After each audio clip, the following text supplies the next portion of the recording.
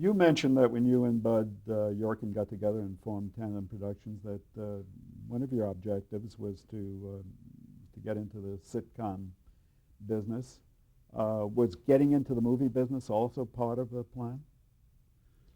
No, I think we were, yes, but not so much as getting into television. I wanted to do a situation comedy since back in New York. A wonderful writer by the name of Phil Sharp. When Ed Simmons and I were doing the Martha Ray show, Phil Sharp came to visit. He was being divorced. He had 5 children.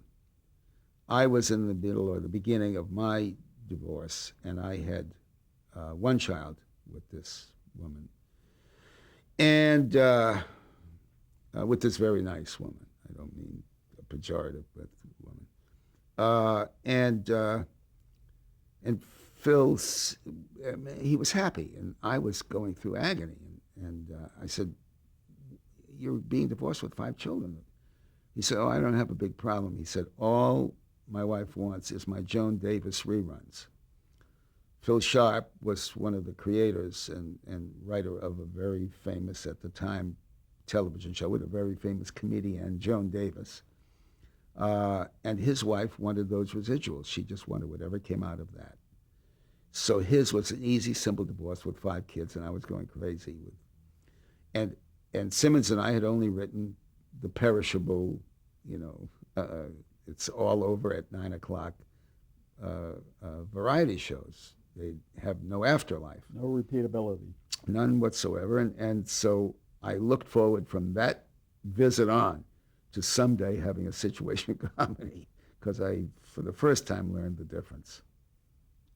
Now, I think Bud Yorkin wanted to get into the movie business, did he not? Yes, he did. Yeah.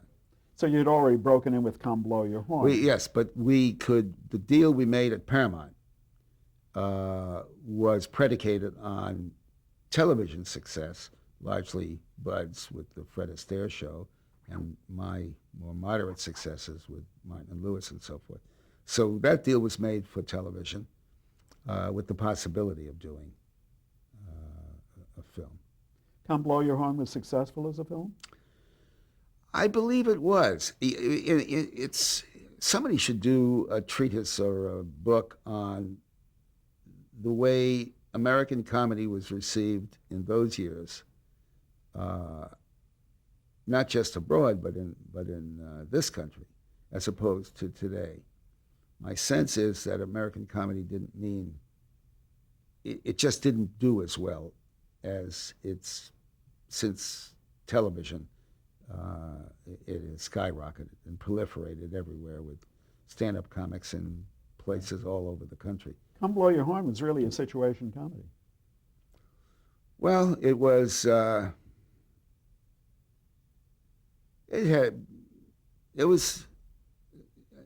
it was Neil Simon in his early stages, which is to say far better than most writers in their latter stages. But did Bud tell you the story about getting Frank Sinatra? No. We had this script. It was called Once You Off. And then it was called, we changed the title to Cock-a-Doodle-Doo, because it was about the awakening of a young boy. I'm glad you changed the title. So it was Cock-a-Doodle-Doo for a long while.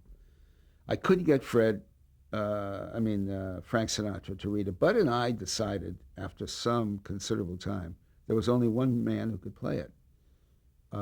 Literally, I mean, we think of ourselves as practical people. Hal March played it on Broadway, and nobody would finance a film with starring Hal March in film, and we couldn't think of another actor to play it. So we were determined to get Frank Sinatra. I couldn't get him to read it, so we sent a dozen turkeys when it was called Cock-a-Doodle-Doo to his home.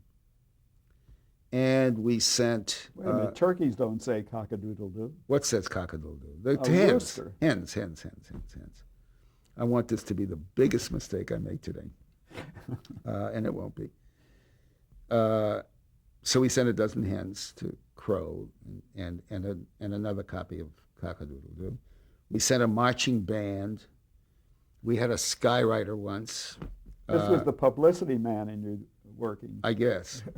We couldn't get him to read it, and we had become great friends with Howard Koch, who was running things for Frank. And, I don't remember what position at that time.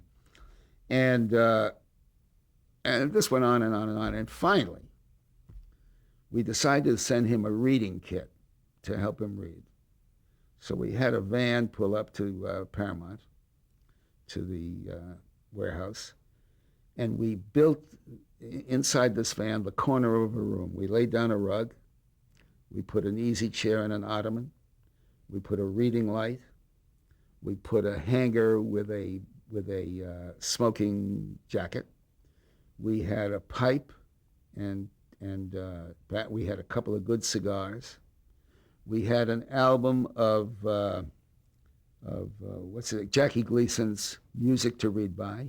He did an album, Music to Read By, and I guess that's as much as I can remember. Did I mention the smoking jacket? Yes. And we told the drivers that if nobody was home, and we preferred that, and said take 50 feet of cord, and put it on the grass near the front door, and with the chair in the corner of one corner of the rug and the smoking jacket, and make sure you plug in that light.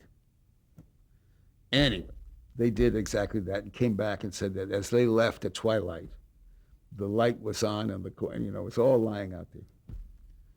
And 2 days go by, and 3 days, and I figure in my naivete, I'm going to get a call from a Frank Sinatra who's still laughing, But by the way, by then he knew me because I had interrupted him any number of times. I wore my hair, an 18th of an inch. It was the same hair. I was just as bald. But he called me the helmet because I looked to him like I was wearing a helmet. So I remember walking into a rehearsal hall. He was rehearsing for some special with Liza Minnelli.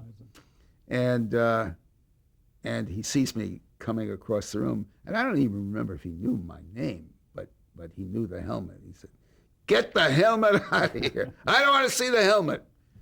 So I had that kind of rapport or non-rapport with him.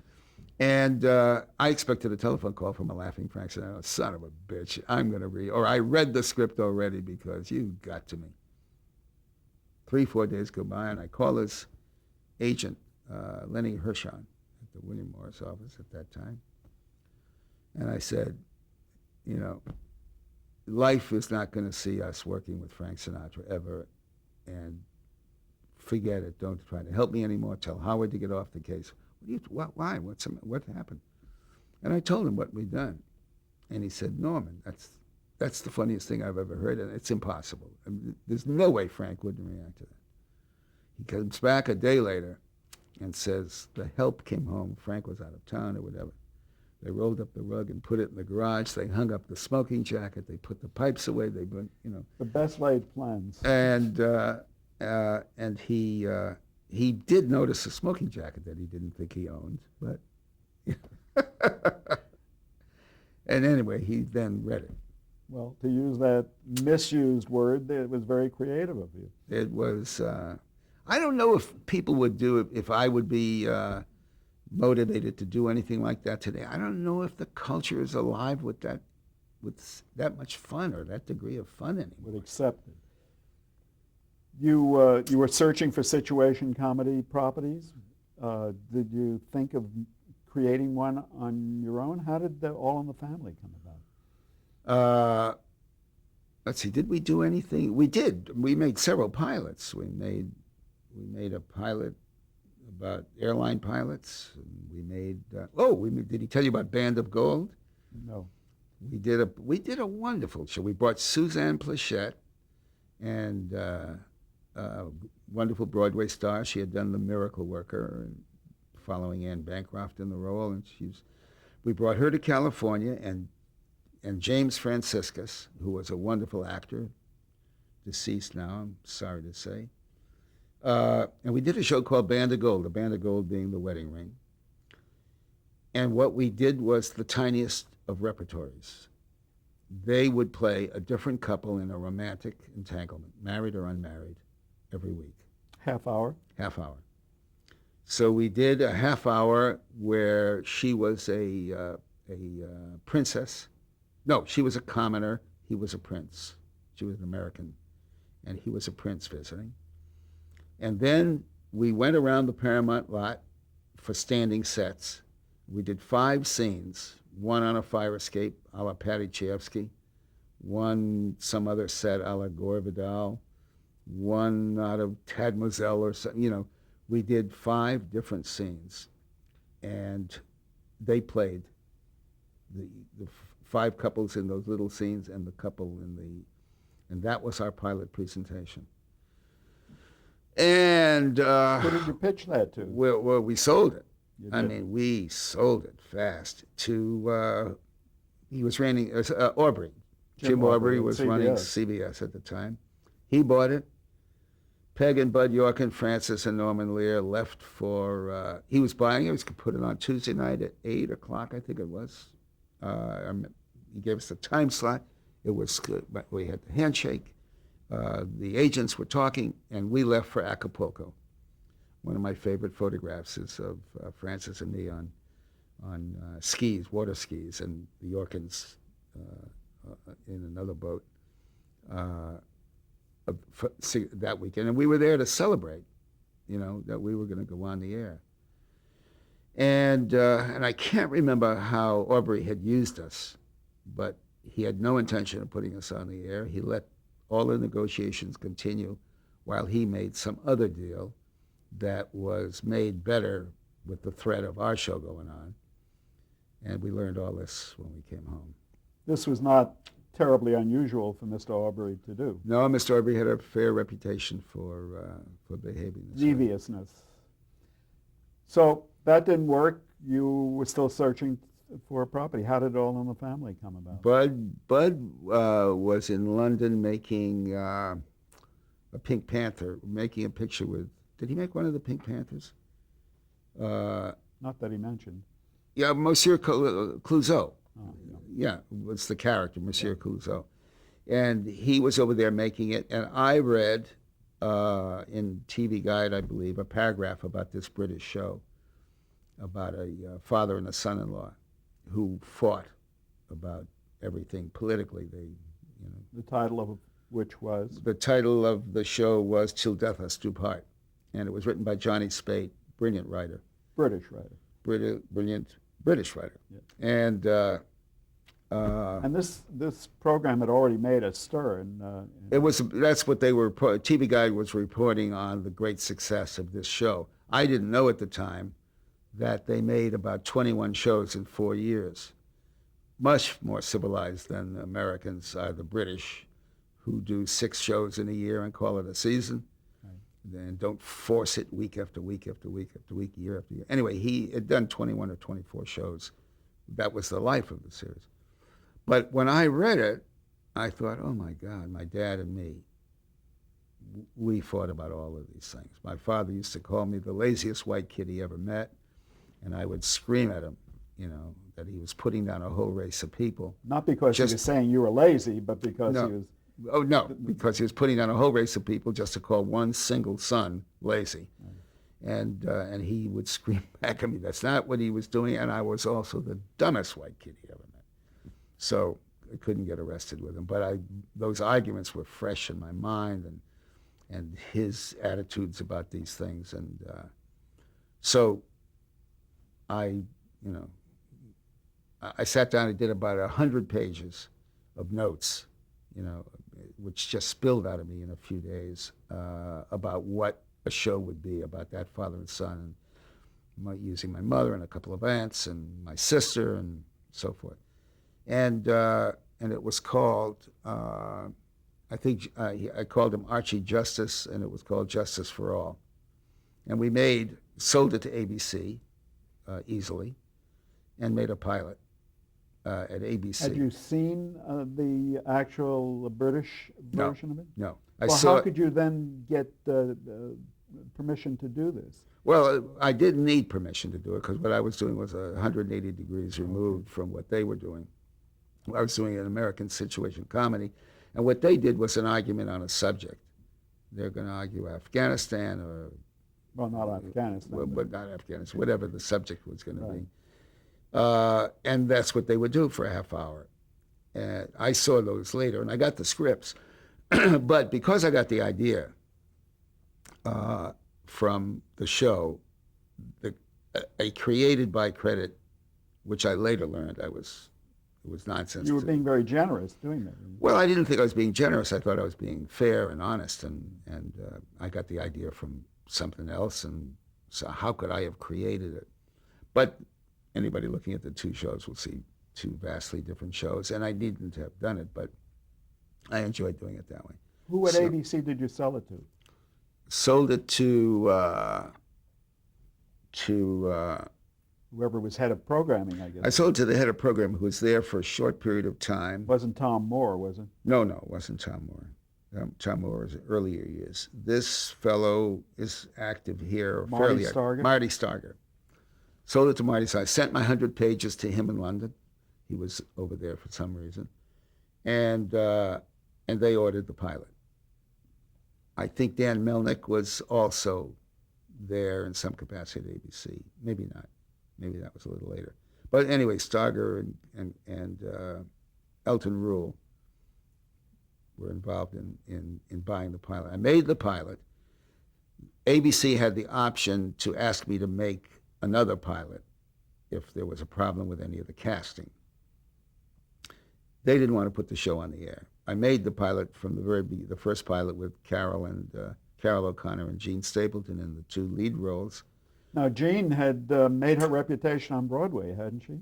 Gene Stapleton? Yes. Yes, I saw her. I can't remember what I saw her. Bells are ringing? The bells are ringing, yeah. And when she came in to read off of that. And who were the two kids, the daughter and son-in-law? I've remembered them in other years when I haven't cared to mention it. But it was not Rob Reiner. But it wasn't Rob Reiner. I had talked to Rob Reiner because I knew him since he's 8 years old. Because you were friendly with his dad. Yeah. And I have my oldest daughter and Rob are exactly the same age, and they played together in the summers when we had houses near each other at Fire Island.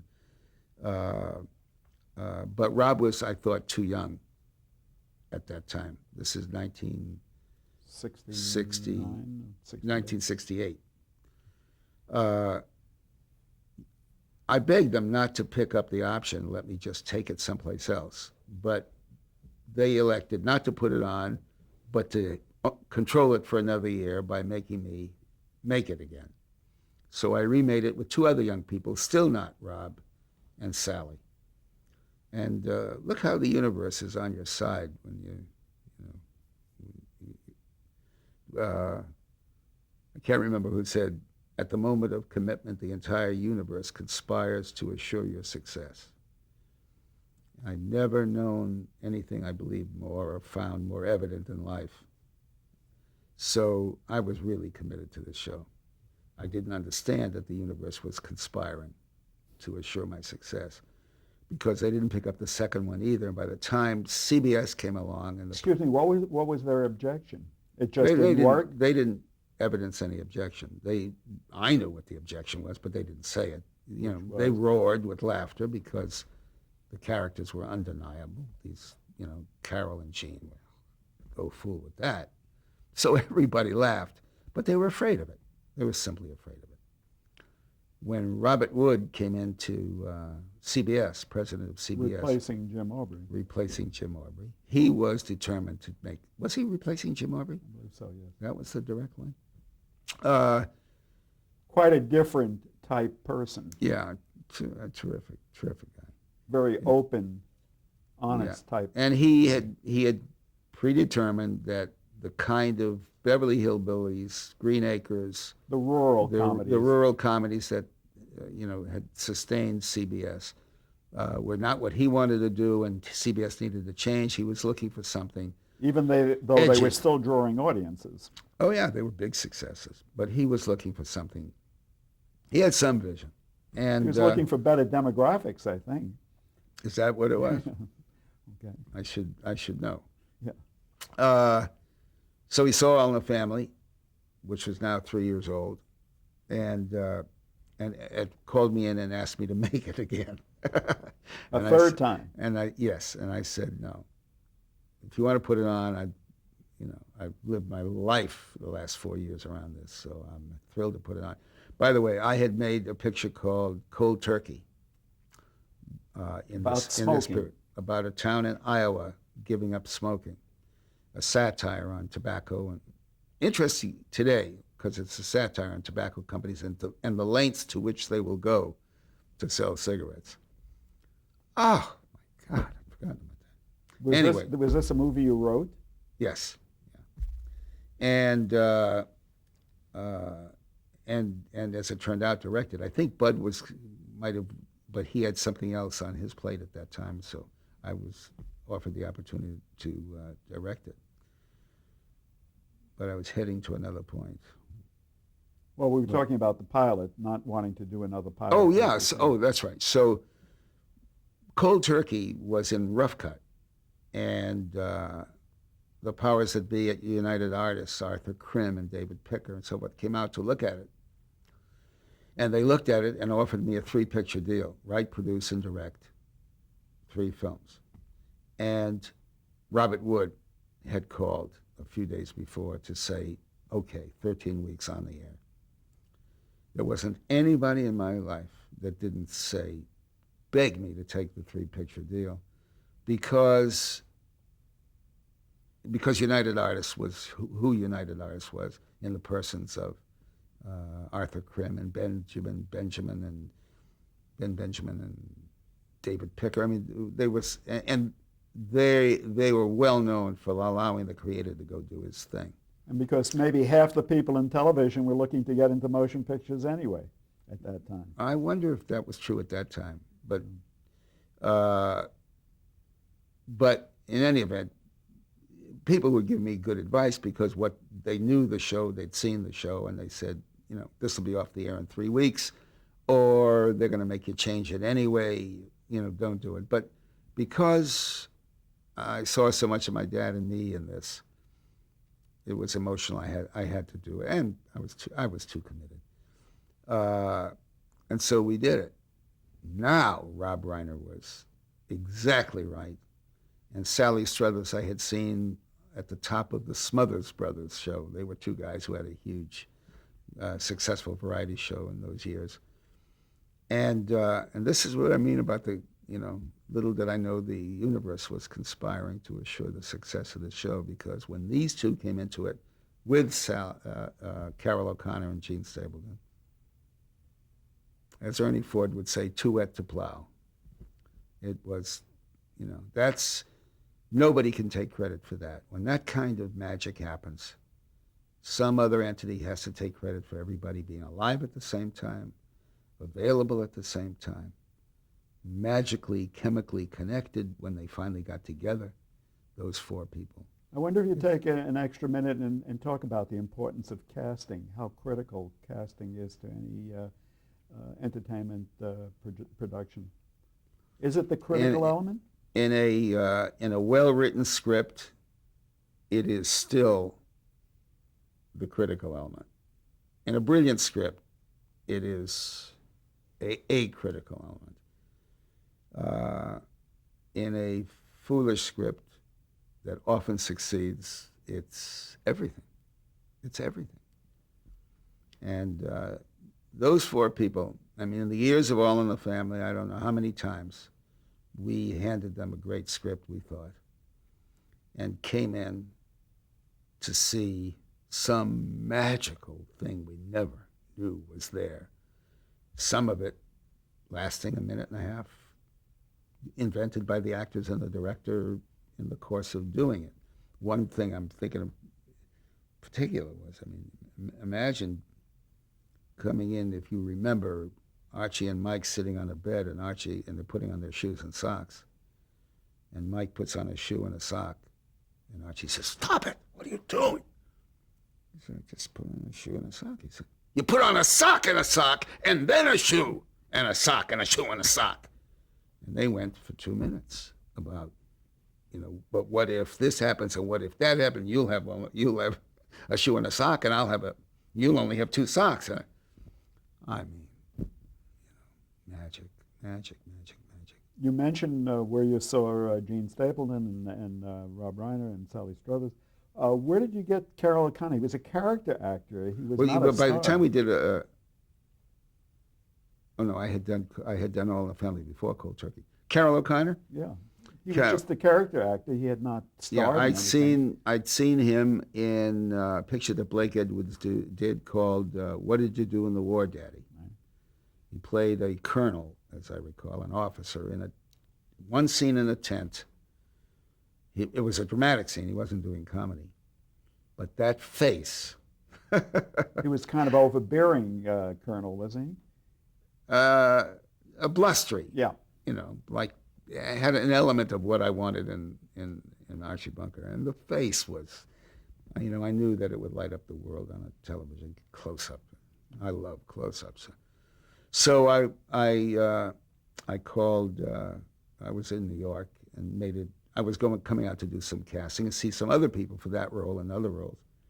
I had a date with Mickey Rooney, for example. I had called, we got time for a Mickey Rooney story? I had called, what the hell was the guy's name who managed him? Red Doff. And I said, I've got an interesting role for, we're going to cast for television. Would he be interested in a series? Yeah, I'd be interested in a series. What's the role? And I said, well, it's something I'd like to discuss in person. And he said, well, Mickey's right here. You can discuss it with him in person. So Mickey gets on the phone. And I had never met him, but he calls me Norm. And he says, well, what's the idea? And I said, Mickey, he said, call me Mick. I said, Mick, I'll be coming to California anyway in a few days. I'd love to meet you. No, tell me you can tell Mick anything. So I told him, this is about a bigot. It's about a guy who calls them spades and kikes and spicks. And he hears this and he says, they're going to kill you in the streets. Norm, they're going to kill you. They're going to shoot you dead in the streets. Now, you want to do a show with the Mick? Listen to this. Ex-Vietnam vet, blind, private eye, large dog. That's all he said. But that's the show he wanted to do. We have to pause here. I'm sorry.